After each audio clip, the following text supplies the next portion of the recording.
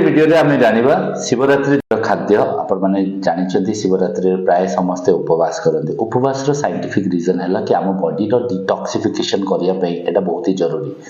आम intermittent fasting हो कि अदर वेज ऑफ फास्टिंग हो जो आम खाद्य न खाई शरीर को आम टे रिलैक्सेशन दो आम बॉडी निजको बैलेंस करने तार टॉक्सिन्स गुड़ा बाहर कर प्रक्रिया पालन कर दे तो जो आम फास्टिंग करूँ आम बॉडी में जदि थी कौन भी टॉक्सिन से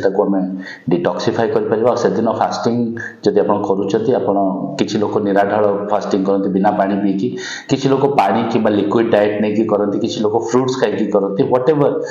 यू वांट टू चूज आपण माने सेटा को करिकी फास्टिंग करि परबे सेमती किछि कंपलसरी नाही जे आपण करिया दरकार बट जो माने डायबिटिक अछथि से मान को फास्टिंग करिया पई मु रेकमेंड करबी नाही से माने किछि ना किछि तंग फूड कंटिन्यू रखिबे किछि ना किछि तंगर रिक्वायरमेंट जोटा बॉडी को सेटा रखिबे जो माने हेल्दी अछथि जो माने